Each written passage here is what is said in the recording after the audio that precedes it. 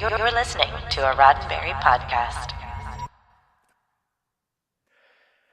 Coming to you from the creepiest recesses of the Starbase, we've got everything: vintage shops, famous chunky sauce, and all the bats you can handle. It's Monday at 7 Pacific, 10 Eastern.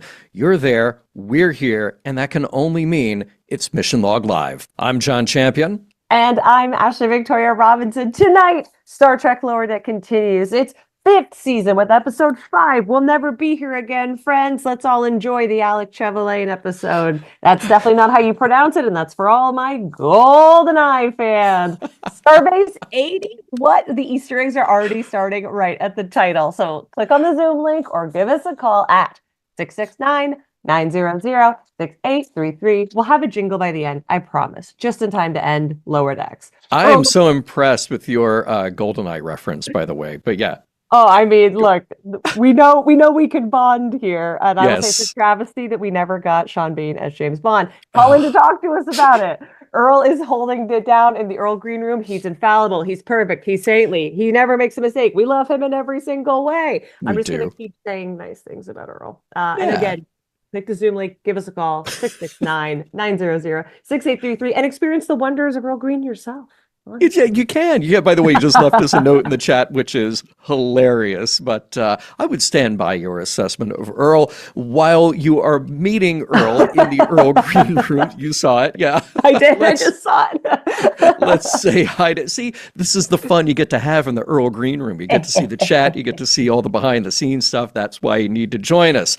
So while he is getting set up, while all of you are getting ready to call in, let's say hi to everybody who is in the chat. There's John Arminio, a.k.a. Quasar Sniffer. There's Paul Wright. There's Paul Harveth. Almost have a Paul Fecta. I hope we do. We got Brandon. We got Mark. We got Carlos. We got Alan. We got David. We got see, Brian. Again, Brian with the Alan Moraine. How dare you? How dare, sir? How dare, sir? Rude.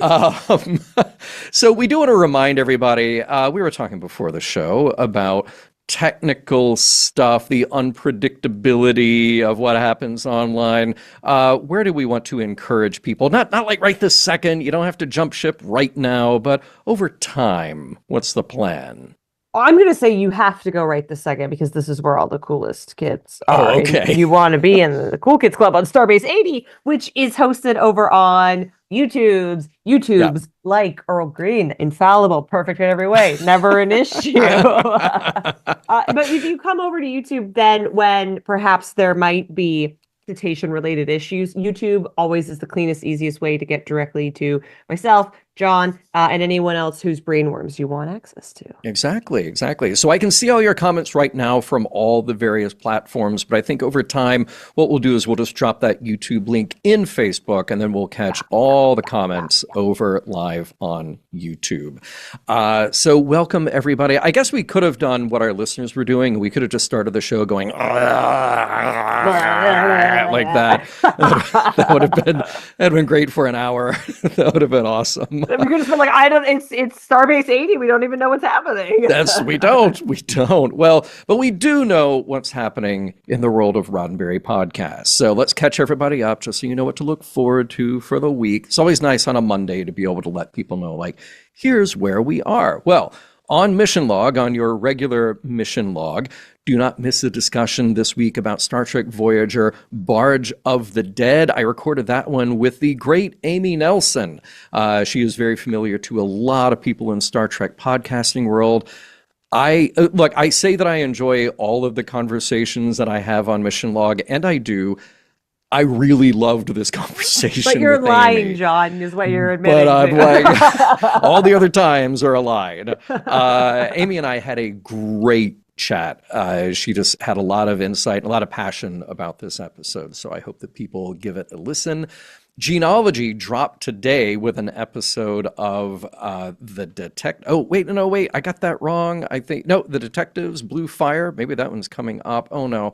I think I got it wrong because I just shared that to somebody. So We said Earl was infallible, not John. What do you want I from am us? definitely fallible. I am way, way, way fallible. But you know the drill. You go to missionlogpodcast.com. That's where the genealogy feed coexists beautifully with Mission Log. Yeah, we were kind of a rush and we got some last minute voices recorded. A lot of good stuff coming up there. Exciting. Yeah. What else we got? My beloved Mission Log Prodigy drops tomorrow. If you're watching this live, if you're watching this in the future, I have nothing for you. We're following it up with Ouroboros Part 2. So all of our Loki fans, you're going to really, really love this Ouroboros episode, I promise. And don't forget, of course, you can watch the video premieres of Mission Log Prodigy each week on YouTubes. Remember, we said come to the YouTubes. You can also, while you're here, watch it. Watch the Mission Log Prodigy stuff at youtube.com/runberry entertainment. You should already be here and already know how to do that. And then sad face for Trek Files being on hiatus, but happy face for taking time, looking after ourselves, coming back soon. So I'm sorry, no Trek Files. Go listen to like the plethora of the huge backlog. Anything you missed, anything you want to revisit, like so many good ones, and even just the last two, having Lolita Faggio and then Dave Rossi talking about Jerry Taylor, talking about early days of Voyager. So good. Yeah. So, be sure that you're following all of the podcasts. This way you never miss Mission Log. You never miss any of them, but especially Mission Log by going You never mission a Mission Log. You never mission a Mission Log. I'm turning into Sean Connery. We're going to have more James Bond references before the end of this episode. And do all that. Do all the followings with your verb of choice at podcast.ronberry.com. Make sure you like, subscribe, click all the bells, click yes on all the notifications to our content at youtube.com/ronberry entertainment. Like this video you're watching right now. Give it a thumbs up. That's the way to do it. We're fallible. That's the way to do it. You are a pro. By the way, correction. Yes, the episode is karate this week. It is the detectives, but it's karate next week is Blue Fire. So John got too excited.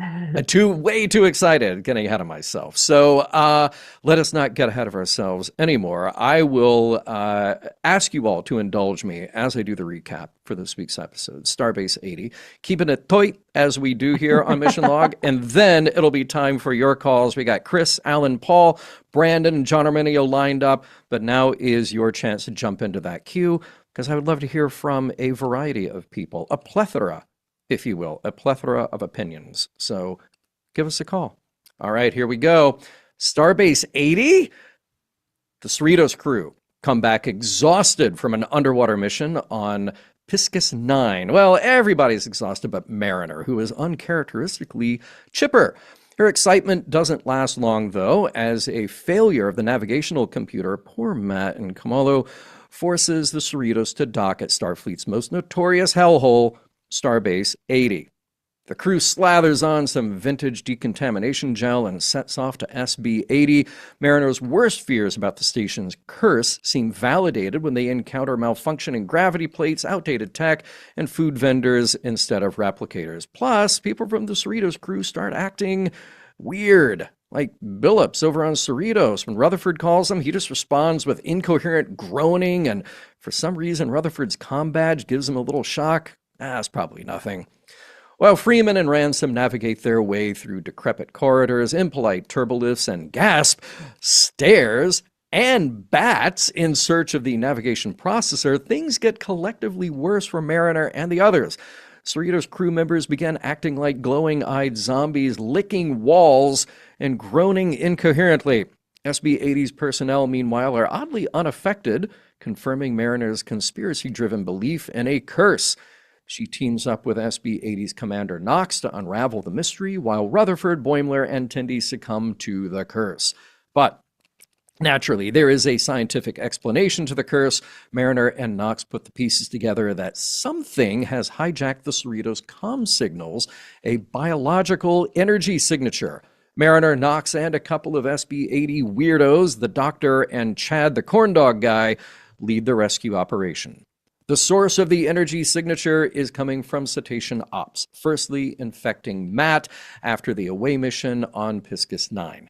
It turns out to be an anaphasic life form named Clem, and he has been spreading throughout the comm system to everyone on Cerritos except Mariner, who wasn't wearing a comm badge.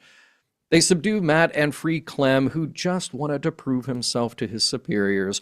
With Clem safely rehomed on Starbase 80, the Cerritos crew returns to normal and sticks around to help repair the station. Mariner even comes to respect the charms of SB-80 and its misfit crew. Meanwhile, Captain Freeman is determined to exorcise her Starbase 80 demons, literally by taking on the last remaining giant bat. The end. That's how it goes. Before we before we get to our first caller, we always take our quick hit notes, and I'm just like, I love the pretense that you introduced a corn dog vendor and the replicators don't work, and he's a guy hanging out there, and he's got a name. He's Chad. He's apparently has good corn dogs, but he is bad at handling corn dogs. He's constantly dropping them and stuff. But I love then that we flesh him out. We get to go back to him later in the episode, and he plays a pivotal role in taking back the Cerritos. And my favorite line of the entire episode: Chad lives to dog another day. You were just continuing the proud Cloacan tradition from last episode, bringing up the food guy. That's very true. Yeah. In fact, I'm determined the next time I go to Disneyland, I'm going to have a corn dog just in celebration of Chad. I'm going to ask whoever is there at the corn dog cart, are they named Chad? And if they're not, can I at least call them Chad while I order a corn dog? That would make me very happy. Yeah. That's also like covertly funny because obviously Disney Paramount, not the same parent company of it all. Yeah. So undermining the authority. I like it, Jonathan. Oh yeah, absolutely. That's what I'm doing. Any quick hits here before we go to our first caller? Love an Enterprise reference. I'm so to Paul right now. That scene is so stupid and so overwrought, but it's the sort of one of my favorite ships in all of Trek. The sweet spot that they do from the pilot, there were so many good Enterprise references. Obviously, like Starbase 80, the uniforms, and then uniform. Love Nicole Byer. So this was a very good Ashley Venn diagram. I love all the. It was like a nice unity to everything to see. We're blending Enterprise with TOS with 24th century Cerritos lower decks tech. All of that just kind of made the Star Trek universe feel a bit more cohesive. We haven't forgotten the blue jumpsuits, and we haven't forgotten the decontamination gel. The blue jumpsuits look sick no matter what. You can have whatever your opinions on Enterprise are. The jumpsuits look amazing, and this wouldn't be the first time in Trek history, particularly in the 90s, where we saw people with different uniforms interacting at the same time, and I kind of liked that vibe about it. Yeah. Such good stuff. All right. Well, of course. Rudy says it's always about food with John. Yes. Yes, you were right. Yeah. Paul says it's been a good decade since I've had a corn dog. Well, Paul, fix that. You can Christmas corn dog. Yeah, exactly. All right. Well, let's jump over to our first caller, and that would be Chris. Chris, good to see you. Hello, good to see you both. Good to be back on the show, as always. Yes, just to echo what Ashley said, Nicole Byer was wonderful. I love her. I want more of her, all the time. Yep. I do think a good portion of that is just because she's in an Enterprise jumpsuit. She's a great character regardless, but her being in the jumpsuit, it's you get bonus points. You're, even better now. She was just wonderful, delightful. I really liked... I watched this a couple times. I was trying to figure out what's the takeaway, and my initial thing was very basic. Oh, don't judge a book by its cover, which is true. But I watched it one more time. And I was like, I think it's more don't let your failures define you. Starbase 80 is very much about they're this ragtag group of misfits, but that's okay because they make it work. And Mariner has to kind of confront that. Yes, she's had some bad times, but she's better now, right? She's moved past that. So I think that was the theme I kind of landed on in terms of the morals, meanings, messages of the week. And that character has the line where she says, I love Starbase 80 because it's the place of second chances, which is also kind of what the Cerritos has been for a lot of our main supporting characters through these 5 seasons. So even though we dressed it up in a much more comedy way, it's sort of like a nice mirror and reminder that, like, yeah, that's what the Cerritos is too. Like the joke of second contact is very funny, but it's everyone's actually really good at their jobs, like our beloved Yeah. Phillips. For real. It does always make me wonder when Starfleet just sort of abandons a place. Like we've seen this more in modern Trek, where Starfleet just kind of forgets about a thing, and there are places that are a little less Starfleet than others. So Starbase 80, I love the museum quality of it, where just you keep things up and running because they work, and I love the, like fetishizing the wall plate communicator and so, like, of course, because I want to see that too. But it does make you wonder, like, doesn't Starfleet send anybody out there to replace equipment, to fix a replicator, anything? It also makes you wonder, like, what's the Camp Lejeune of Star Trek? Like the thing that you see the advertisers where it's like, you can sue them now if you're here from 2462 to whatever. Yes, exactly. What else you got, Chris? Well, sort of in that line of like things get forgotten, and that like one of my favorite lines for this week is Tendi in the little store, and she's like, "How did you get all these outfits? They are the uniforms of long dead men." And Tendi goes, "Ooh, vintage." Yeah. And Noelle's delivery on "ooh, vintage" is just like so good. I'm like, that's it. That's what I want of my lower decks. Well, given a chance going into a vintage shop, that might be what you're buying at any given time. So, that's... We love an estate sale. Yes. That all fits together very nicely. But I loved, that was one of those shots I loved, like doing the freeze frame and seeing what else was in there, because you see the uniforms, but there's so many different types of uniforms, and then you have the classic tricorders sitting there and all the other gear. I think there's a phase pistol as well, like from the Enterprise era. Yeah. Oh, so good. There's a lot of weird stuff though in that promenade. Like, there's a very, to me, like a very Logan's Run kind of thing. Like you see people walking across the bridge to go to the shop that just has the big red triple X, and I'm like, okay, this feels like a very 70s Logan's Run kind of whatever's going on in there. And yeah, but high key, I kind of wanted to see what they would have populated the shelves with. Like that would obviously Lower Decks comes right up against a lot of those lines, but I was like, that would have been really. We just see a whole bunch of other little like blackout boxes, like we have seen on Lower Decks before. That would be so funny. So you had that. You had the of course, the famous chunky sauce. I hate that. That phrase like hurts me inside my body. I don't like it. It was just designed to do that. I know.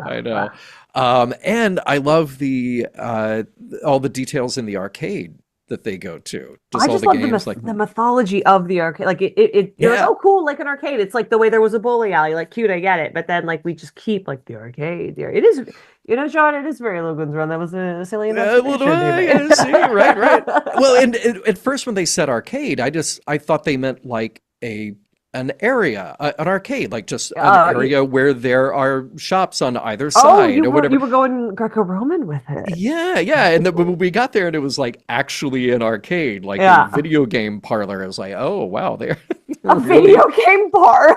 Yes. I said John description of an arcade I've ever heard. That's why when I was 14, I would say, Mother, please take me to the video game parlor. Please. May I have some dimes and some quarters for the video game parlor with a little top hat on? That's how it went. That's exactly. I want fan art of that, please. That is an accurate description.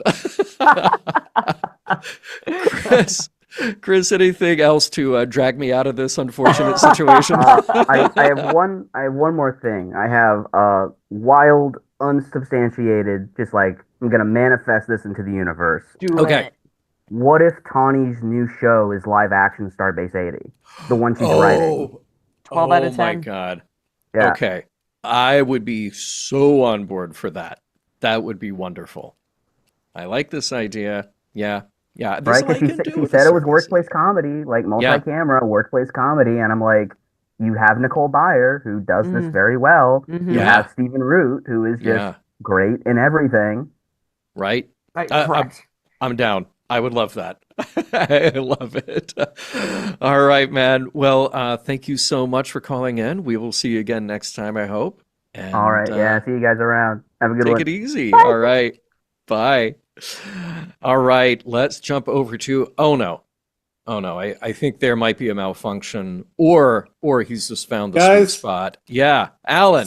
something has gone wrong. Something my has gone God. terribly wrong. The gravity plating. The gravity plating in Nothing my but respect for the dedication to Yeah. this bit. Yeah. when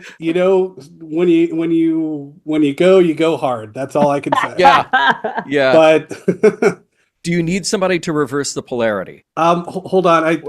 Okay. I'm gonna work on it. Earl, Okay. cut away. Earl, cut away. Oh, wait a minute. I'm Oh, honestly hey, like there we high-key go. just genuinely impressed that you managed to make that happen at all. That's- Because I'm coming to you clearly from inside like the cetacean ops tank with the Yeah. same Yep. technology that you've managed to do an entire bit with. So just bravo. Bravo. Well, sir. yeah. Oh man. All right. That well, that broadcasting degree has gone to good use. Yay. Okay, weaponize that BFA. I see. yes. What's on your mind tonight, Alan? Well, I am, as you can see, I am coming to you from my very own version of Starbase 80. Yeah. Uh-huh. Really. Yeah. This one's got more trucking. I like this episode. It was super fun. I want to echo some of the stuff that Chris was talking about. Mhm. I also considered the possibility of live action Starbase 80 in a show. And Nicole Byer, I'm sold. Stephen Yeah. Root, sure. Yeah. Can we get Liam McIntyre in that makeup Ooh. as the Doctor? Oh God, that would be awesome. That would be It would be, great. it would be like a green, it would be paint, right? It would be a virtual effect, probably. Yeah. Yeah. That would be rad. I would Yeah, love just that. do what they did to LeVar 40 years ago, and we're good to go. Yeah. Very cool. Yeah. But there was what I loved about this is that it was, as you guys said, it was this lovely sort of blend of some of the weirdest stuff from like 3 or 4 different series. Mhm. You got the Enterprise stuff, you got the TOS stuff. I mean, Yep. Akamarians, Tarchanan parasites, and the sex scandal alien, Yeah. right? Yeah. Yes. Right. all that great TNG weirdness all together. Was there something about it? I was trying to place in the, what was it, the maintenance labyrinth, the chains hanging down from the ceiling. Was that something from like Cat's Paw? I was trying to figure that Yeah. out too. Yeah. I mean, Interesting. because all those corridors, they look like TOS corridors. Oh, but yeah. that one where you had the fog layer and you got the chains, and Mhm. I couldn't think of any time that the Enterprise ever looked like that. Yeah. So yeah, I was like, this reminds me of something, and I don't know what, and it's bugging me, and I was hoping you guys knew. well. Like, There's an important technical note, actually. Earl reminds us that if you pull on the ceiling chains, that's how the ceiling rocks fall down into the set. Yeah. Very true. Yep. So that's how they preload those, and that's how you launch them. Yeah. Pull cord for rocks, of course. Yes. Pull the string. Pull the string. Pull the string. Oh, you've made me very happy. Another You have made me very quality happy. piece of entertainment. There we Yes. go. Yep. I Yep. love a good Ed Wood reference. Oh, What else? I will say that I feel bad for saying this, but a part of me is a little bit sad that we've decided to humanize Starbase 80, just because I like the fact that for a comedy bit, I loved that there was a place in the Federation that was just clearly a bad draw. yeah. Right. You Yeah. know, Right. There's the one place that you don't want to go. Yeah. And And that was it. And I get that it goes against the sort of the ethos of this show, and I respect them for, doing that and, saying, everyone has their worth, and Right. even a bad Tomorrowland mall with a weird arcade, and can we call it hot famous chunky salsa? Because that would make it better. Oh, Oh, no, God. it doesn't. It makes it so much worse. Oh, all right. Putting famous at the front of it is like even more upsetting. Yeah. Yeah. Just none of that is good. But but yeah, just all of that, even that's got, a good side, a positive, and things that can be redeemed. But still, But it here's the thing. was funnier when it was just bad. But Starbase 80 is huge. I Oh, yeah. love that it's just absolutely gigantic. You could conceivably set a show there, Yeah. and it could be some disturbing hijinks every week. Like, I don't think you would run out of weird things to happen there. And no. yeah, you humanize people like Knox. I mean, clearly has like a good head on her shoulders and a care Yeah. for everybody there. Yeah. But there are people there still who are just weird and bad at their jobs. And Look, we've if all watched Deep Space Nine. yeah, well, exactly. Yeah, Carlos in the chat here saying Tarek 80, and Good that's call. yeah, pretty much. I'd watch pretty it. much I'd Yeah, watch it. yeah. So, interesting. David, though, saying Starbase 80 was becoming like Niles Crane's wife, Maris. Never shown because just too ridiculous. Oh, So, Sure. someone needs to go watch Cheers. That's a Norman Devira bit. so, and then I love this. Paul Wright says, yes, the Navy certainly has those ships and bases that nobody wants to be stationed at. Yeah. So, There you go. not totally out of the realm of possibility here. I knew that. I knew that was realistic. Yeah. Yeah, I love it. Well, I would love to see more. I think there is plenty of story to mine there. Yeah. Yeah, there's all sorts of like, oh God. There's got to be like, all those people from Deep Space Nine who came through the wormhole and got kicked off of Bajor. Mhm. Yeah. They probably live at Starbase 80. Yeah. Yep. Yeah. Yep. 100%. Yeah. So before we take a little mid-show break, Alan, any final thoughts about the episode? I think, just really good. Love that we're getting more Boimler scruff continuity. No!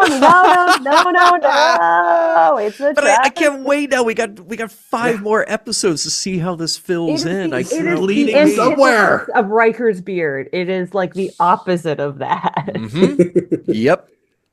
That's why I love that they're playing it up. Yeah. I wish we could have gotten one cutaway to the alternate Starbase 80 run by Freeman. And maybe it looks great. Maybe everything's cool. And maybe it's a good thing that she's running it. And it's just her weird psychology that's like, no, this place has got to be crappy. But see, that's just it. We've had so many little things happen in this season that makes you think, okay, we've got to get back to this alternate universe situation where we resolve or reveal so much more. So I hope for a return to maybe the other Starbase 80. I think that would be cool. There you go. All right, Alan, take care. Have a great night, and we'll see you later. Bye. Have a good one. Right. Catch you later. I love that in the chat, Scott Palm says they forgot hot banana, and then Paul says all the bananas at Starbase 80 are hot. Banana hot. That's how you make famous chunky sauce. You got to have hot bananas. You start with hot bananas. You're a criminal. Yeah. All right, well, while you are thoroughly grossed out, let us take a moment to remind people about Mission Log Patreon, because there is so much happening at Mission Log Patreon. Of course, you get your early access to shows, you get swag, because if you remember long enough, then you get cool things that you can't get anywhere else, like stickers, t-shirts, even a hoodie, things like that are exclusive to our Patreon community. But Ashley, it gets better than just joining Patreon, because you get something else when you join Patreon? You get access to the Discord where you can make fun of how much I have a thing about textures because I think that's been made abundantly clear in this episode. And there's a ton of stuff happening there all the time. And then there's the live channels on top of that, which is a lot more honestly like what we do at Mission Log live all the time. International chat. Everyone who's not currently in these United States or maybe inside of station ops right now.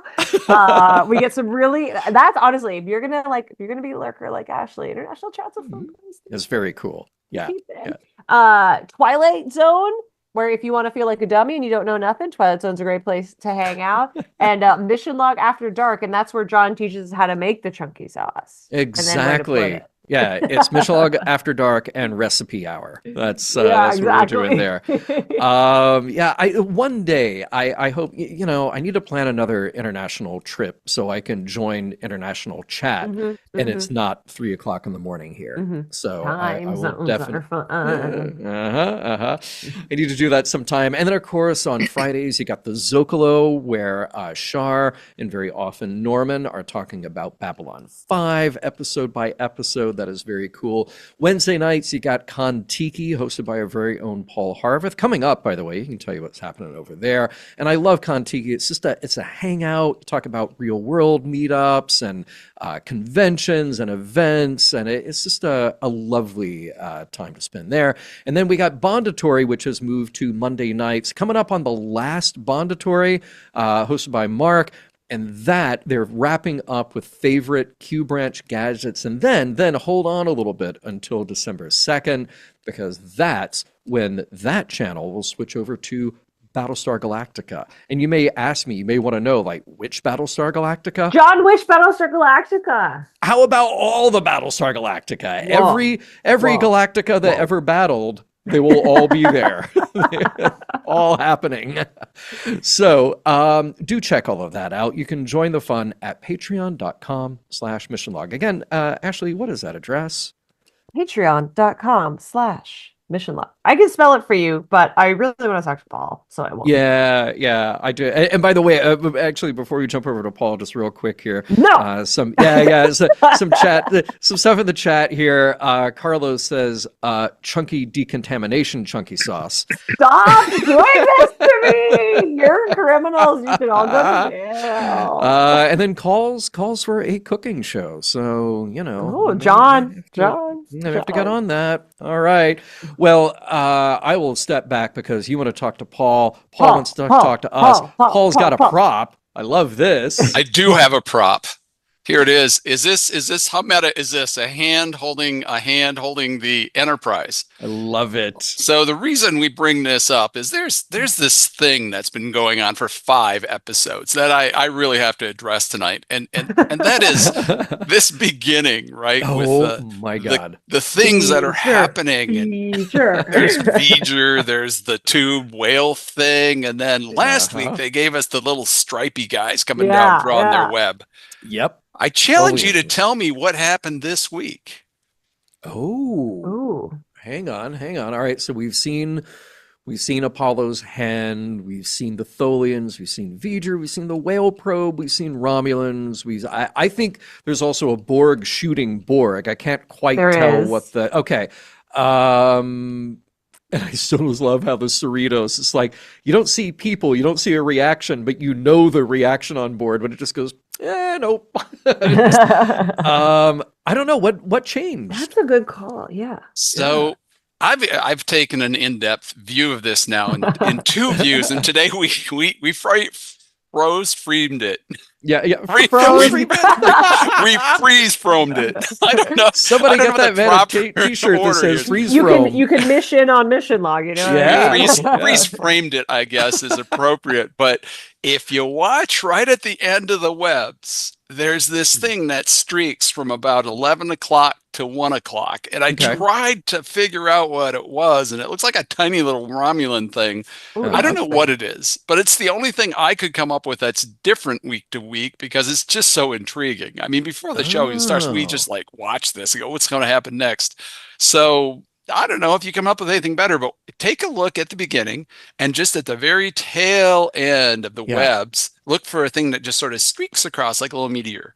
And I'm Okay. thinking that's what it is. But there is I could just be an old guy missing stuff, or maybe it was a blur from my contact lens operation. I mean, a lot of little ships could be that, and maybe we'll get a better view of it in coming weeks. Paul says, other Paul says, I've been skipping the intros. You can't skip the intros, Paul. At the very least, you got to go up to that segment and froze framed it. Froze framed. You got to do that, and then and Carlos confirming with you that some ship warped in. Maybe could it be the Phoenix? Tim Robertson posing maybe it's a corn dog. So yes, Dan. Yeah. So I'm going to candidly add this for my dear friend from Ohio, based that I'm from Detroit. Paul Wright is one of the greatest human beings in the world. I'm going to say that publicly right here. And for those who have never met him, meet him. He's just one of the greatest humans you'll ever meet. So even though he is from Ohio, Ohio and Michigan, we got a big game coming up, and it's not going to go well for us. But he's a dear friend, and his comments are gospel here on Mission Log. Oh yeah, love Paul. Yeah. So the other great thing is I just followed Alan with his view of the background Iowa 80. So the reason you need to get on that Discord is so you meet people like Alan and you get so intrigued that you want to go visit them. So you drive past that thing, the world's largest truck stop, which turns out to be a Starbase because they have a movie theater, they have a restaurant, they have like places to sleep. It's not quite a hotel. You can charge your digital car. You can do all sorts of weird sci-fi stuff there and not even realize it because you're in the middle of Ohio. But you do that on your way to Riverside, Iowa. So you can join Alan at that great convention. I think it's on the, fourth weekend in June. Look it up. Look up Star Trek Iowa. Join the Discord. Come join all of us because this is just such a great place to hang out. Hey, wait, far be it from me to take the show completely off course, but you're talking about this Iowa. It never happens here. You're talking about Iowa 80. Is that the largest truck stop in the U.S.? It claims to be. On the sign, it says world's largest truck stop. Now, whether that's real or not, good luck proving it. But, you're in the middle of Iowa, and there's not a lot of stuff either side of it for a long ways. So I would imagine it's a pretty big truck stop for the for the country. And when you go there, it's like a city. It's like a tiny little city. I'm intrigued now because I finally went to my first Buc-ee's. And I was just... Bro, Buc-ee's ain't nothing. We are a Wally's household. I beg your pardon? I beg your pardon? Did you have, beaver nuggets? Anybody? Hello? That's another horrific phrase. Ashley is probably aware of beaver tails, which are a raised donut out of the Quebec area on upper, Canada. Yeah. And by the way, who knew we had an Ashley in sheep's clothing tonight? It's just unbelievable. It's just Diana phase, And it's like you could be really warm here in Michigan where it's about 50 today, which is crazy, but splendid wear tonight, Ashley. It's just thank you very much. I don't understand Fahrenheit, but I assume that's cold. Yeah, well, it's not really that bad. But so one last thing to get sort of back on topic. We're in Stargate. First of all, before the last thing, there's one thing before the last thing. Sure. I think for the party in Vegas this year, we need to have a corn dog stand. And the wine. That's all we need is corn dogs and wine. Corn dogs and wine. Yeah. That'll make the budget definitely more affordable. Possible title for John's memoir, Corn Dogs and Wine. Corn Dogs and Wine by John Champion. So first of all, the game that was being played in the back with the little enterprises is called Galaga. Anybody of my vintage would understand that game. We used to shoot down the little aliens, but it was beautifully done. It was just awesome. Yeah. But where in the world would a bucket come in to isolate Clem, the anaphasic lower decker, other than Lower Decks? That's true. And let's hope it's not Odo's bucket. I was going to say in the proud tradition of Odo. But also, it makes him look like another evil computer. And we've had quite a string of evil computers or evil sentience on lower decks. Yeah, that's true. It just needed to be Jeffrey Combs, and we would be perfect. I know. Although Our beloved. Clem's not evil, he's just sort of he's misunderstood. well, and he's a little misdirected and overly ambitious. You know, I know it's Star Trek. Nobody's evil. Well, no, the computers are evil. Universe. He's just trying to make it. You know, he's trying to look good in front of his superiors. Isn't that what we all try to do at some point in our careers? Right. You know, I think he needs to be revisited, though, Clem. You know, if he's going to be on Starbase 80, 5 episodes. Well, maybe, or on the live show that we keep pitching. That's true. Now, Yes, that we all would they isolate him with all the computers? Remember where they had? That's what I was thinking. Yeah, that he'd his own little cell. Wherever isn't my arch nemesis Peanut Hamper amongst them at the moment as well? Right. Oh, Peanut Hamper. If those sheep were only Peanut Hamper, you could be dressed never. eating chunky salsa. That'd be just awesome. Oh my God. It happened. I had to do it, Ashley. You know, I had to do it just to get the face. I'm going to let you guys, meander off into the rest of your show. And as always, you've just been a joy to my life. And particularly in these weird times of Twilight Zone America. Thank God you two are here to listen to me babble. Thanks, man. Anytime. We are here for you just as much as you are here for us. So thank you, Paul. Bye, Till Paul. next time. All right.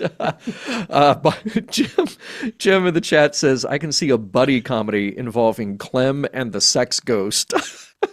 Honestly, I ship it. If they would just kiss, if somebody would kiss, I would be so happy. What you need in your life. If it's not Tendi and Rutherford, you need them. I know. Trudging. Look, I'm there with you. I want to see this too. I really do. They have to resolve this.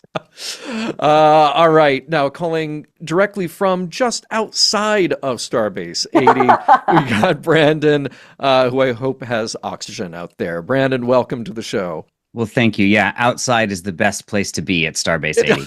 Correct. Right? Much safer. Yeah. I also want to say that Clem and the Sex Ghost sounds like a drive time radio show. Yeah. You're listening to Clem and the Sex Ghost. Clem and the Sex Ghost. Or for anyone who watches like Toast of Hollywood, do we not just do Clem Fandango inside our brains over over and over again? Yep. Oh my God. Yeah, now somebody do a logo for Clem and the Sex Ghost on Z100 or whatever. Yeah. Well, it's great. It's great to be here with you guys again. Likewise. I enjoyed this. So I do kind of agree with Alan about demystifying Starbase 80. I really liked it being all just mystical because first of all, we got some amazing lines about it throughout all 5 seasons of the show. One of my favorite Kayshawn lines was when Boimler says, "Are you going to send me to Starbase 80?" And Ransom says, "Oh God, no, that place is a hellhole." And Kayshawn says, "Koltar when he drowned in the swamp." And I was like, perfect. I loved it. Oh God.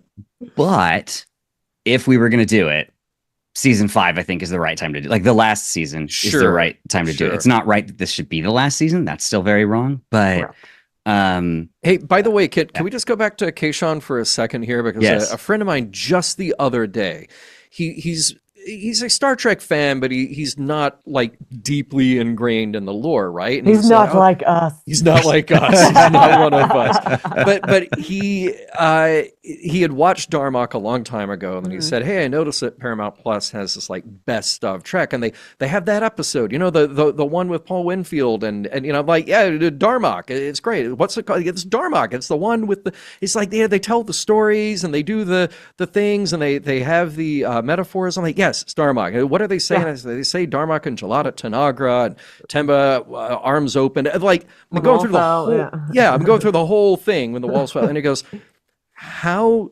if that's their language, how do they explain the metaphor to the other people learning the language? Like if you grow up on that planet and all you hear are the words, like how do you know the story? How do you know what the metaphor is referencing?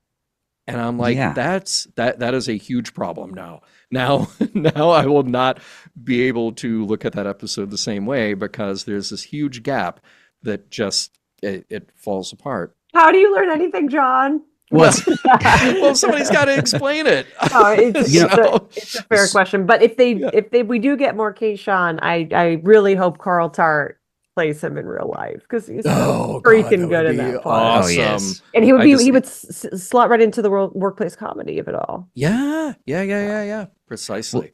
John, it's funny, actually, my wife asked me that same question the other day. And no way. I will tell you what I told her, which was, I love you. Shh.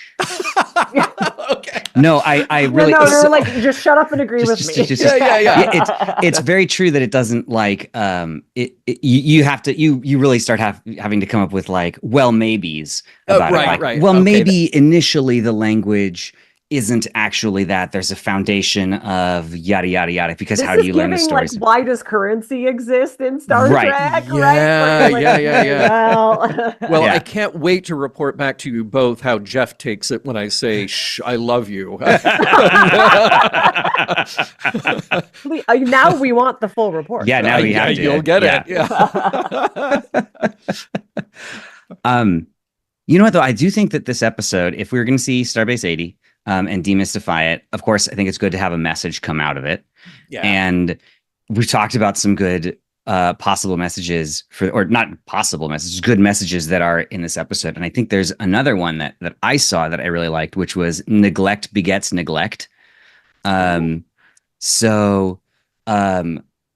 SB80 got neglected and started to get weird. I imagine that is the order. I guess we could have a chicken and the egg thing, but really, the neglect started to spiral things. That's why we have, and I love that there's the Enterprise era uniforms there.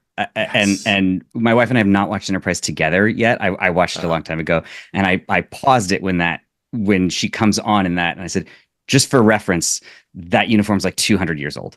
Nice. But so I loved seeing that kind of just like they don't even have new uniforms. They don't have replicators. They don't have communicators. And there's maybe also a message there too about your portable electronics are turning you into zombies. But that might be a little on the nose. Like that one. Say that to my portable electronics. And so they get neglected. Things aren't going out where they should be. It's just it starts to turn into a bit of a dump. So now people don't want to go there. It gets a bit of a reputation. Right next to the fusion reactor is a corn dog stand. That story is going to get out, and people are going to be like, "I do not want the fusion corn dogs." Maybe you do. Maybe you do. Mm-hmm. And so then you start to get these biases. Koltar when he drowned in the swamp, and Command is certainly not going to send a bunch of resources that way because they're going to be like, those weirdos. No, we could use those somewhere else. That place is just a dump.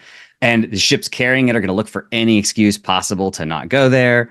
And then it gets neglected more and more and more and more. And we get this self-fulfilling prophecy where it's like, well, yeah, it's this dump that somehow has ditches in it and a bunch of weirdos. But I mean, whose fault is that kind of? I love how clearly you've illustrated all the infrastructure problems that Los Angeles County is currently and has been experiencing for the better part of several decades. Well, just yes. I love that they even say like fell into a ditch. How is there a ditch on a space station? Like it makes no sense whatsoever. And then Jim pointing out rightfully in the chat said that the neglect is why Jakubowski had to trick Ransom and Freedom into fix it. And I love that kind of very, Tom Sawyer kind of thing that he's just waiting around to get somebody else to do the work. Cleaning these bats out sure is powerful fun, Freeman. Oh my God. Yes. Well done. Oh, yeah. What else, Brandon? I guess my last, maybe I shouldn't leave disagreeing with Ashley on something, but I was going to say that I'll I do leave. Do it.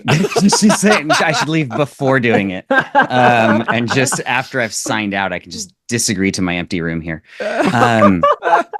So I thought the gel scene was funny. I thought it was a great callback. I didn't like the line. Because Get out. no, I realize it. But I feel like it's like if I'm it feels like then now Boimler has watched Enterprise. He unless that made it into the history books about like, yes, they used to just like there was a time when T'Pol just slathered herself with gel, and it's like, why is this in my book? Right. Oh, yeah. But Maybe really, it's in a very special book that only young gentlemen have. Historical fiction, we'll call it. Yeah.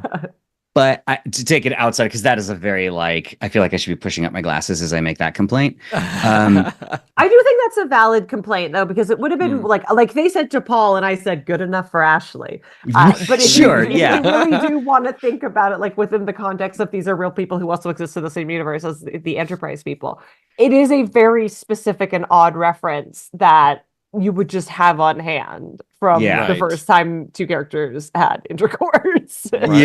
Right. But I from a like show perspective, like outside the show, we've talked on Mission Log Live before, but like early on in the show, there was a lot of like, let me explain the joke to you. John's favorite thing ever. Absolutely. And they moved away from that, but this was I was like, oh hey, this is almost like a reference to its own early seasons. It felt like old Lower Decks. It felt we're going to do the joke, then we're going to tell you, we're going to explain the joke to you. By the way, Alan says they sell that at the SB80 XXX store, so we know we know exactly how they got hold of that reference. Yeah, 100%. Yeah, no, I hear. I was just glad they did the joke at all because, and here's also why calling it out for T'Pol doesn't really make sense, because that is a room that exists on that ship and presumably any other Starfleet vessel. Starfleet exists. The Federation didn't exist yet. That is it's a thing. It's just a mechanical thing that you have to have as part of your potential missions because you gotta decontaminate at some point. So it's not specific to her. It's just a thing you did a couple hundred years ago in order to decontaminate yourself. Right. So, it's like if you're taking a bath and you're like, look at me, I'm a real George Washington. It's like, I mean, he did do that, I guess. Right. And it's not like, forgive me, I'm a fairly new American. I think there was a president who was shot in a bathtub. So it's not even like T'Pol had this iconic room that she always slathered herself in. Right. Yeah, exactly. Brandon, thank you so much. I appreciate it. And we'll see you next time where you can disagree with Ashley again. How dare! At least you didn't say anything chunky. So bye, Brandon. Don't say anything chunky. You brought it upon yourself now. All right. Take care. All right. Wrapping up the show tonight, we got John Arminio. Welcome, John. How's it going tonight? Smartest of us all. God. We get to end by you making us look, well, you make the show look good. You make us look like a couple of rubes who don't know what we're talking about. We know our place. Yeah. Impossible. Right. Well, to make me look dumb, I am enjoying Boimler's facial hair journey. See? Does it evoke a certain time in a young John Arminius? It's terrible. It's so bad. I had sort of adjacent thoughts to what Brandon was talking about with Starbase 80 and considering the future political situation of this country, it pointed out, what a way to end. Yay! It really illustrates the importance of institutional support. So no matter how well-meaning, how well-trained, how expert your crew is, if the institution that you're working for completely abandons you and leaves you to your own devices, rot and decay will set in. And John, we're just a couple of dummies. Yeah, right. So I think it's important that, in a bureaucracy as huge as, say, Starfleet or a country, it's important that we keep our institutions and our civil servants supported and well funded and alive and engaged, because otherwise the whole country will turn into Starbase 80. I kind of so I couldn't help but think about things like that, considering the state of the world, and I'm sure this episode was written like 18 months ago, and so it wasn't on their minds. But I think that's also what is great about Star Trek, is that as the years go by, we keep finding things that continue to resonate, and that's true for the original series as it's true for Lower Decks, and so that's why I appreciate the show and these conversations. And also I just think it's about examining your own self, you're examining your own perceptions of what's going on, because you know these characters are so convinced that there's a curse on Starbase 80, that it's full of creeps and weirdos, that it takes them far too long to discover the actual problem is themselves. Like they're the cause of the rotten decay and zombification. So if we actually practiced a little more open-mindedness, perhaps we could solve more problems with more efficiency and with less pain. There's me putting a damper on a really great fun comedy show. Not a damper at all. You did what Star Trek does, which is it entertains and it slips in a heavy idea or two, which is what you found. It's interesting to me that Mariner is the one who is so freaked out and so convinced of a curse, because she is usually the first one to demystify anything going on around her. Like she's always ready to like get to the root of the thing, be the skeptic, and just figure it out so she can move on.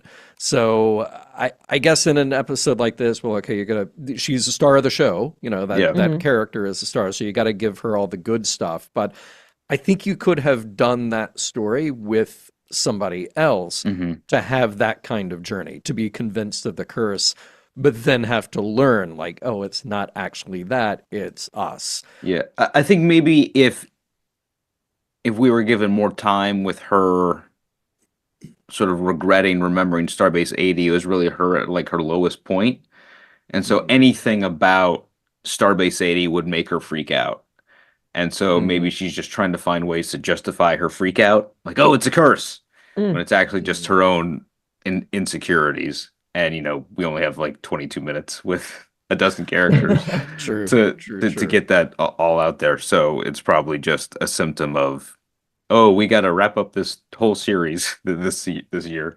Yeah, in the next hour and a half or so of content, a couple hours worth of content.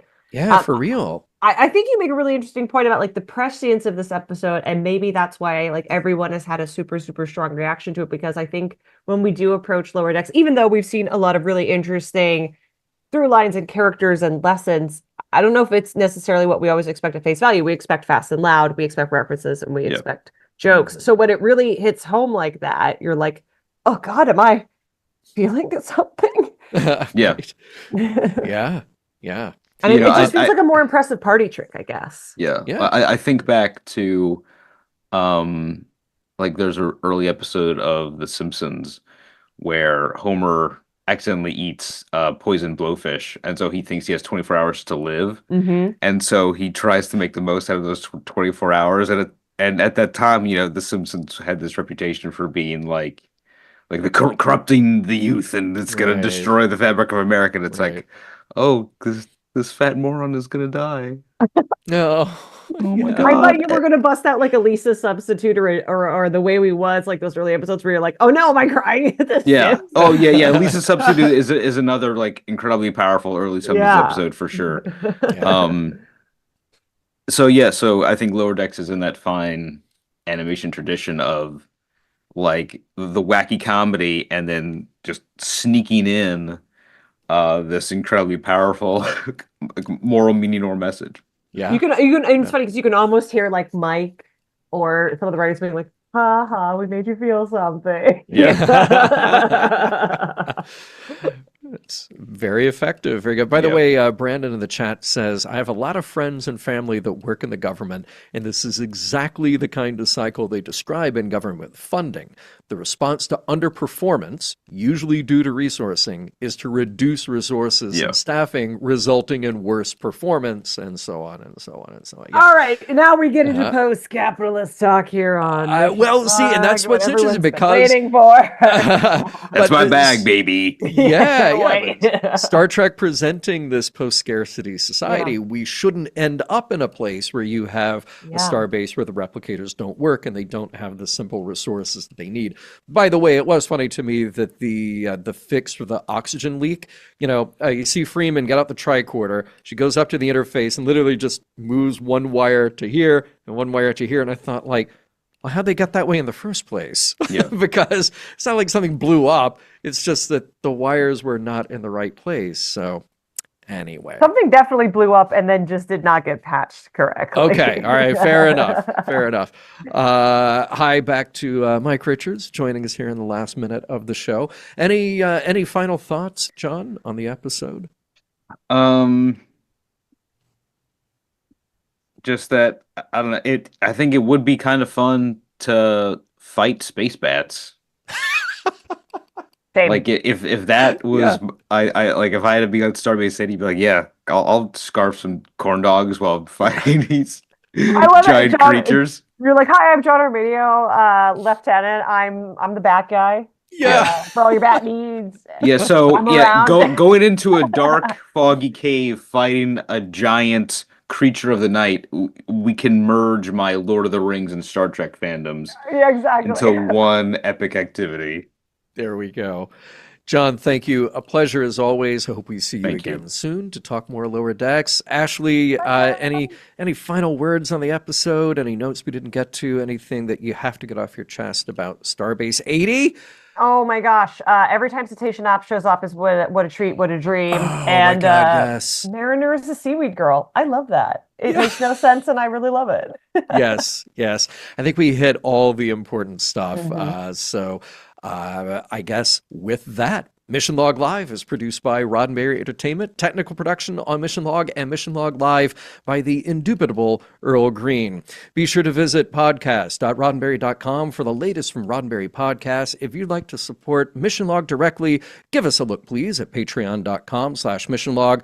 Thank you again to my guest co-host, Ashley. Really appreciate you being here with us. Thank you to everybody who joined us live or later. We look forward to seeing you all for more Lower Decks and Famous Chunky Sauce next week.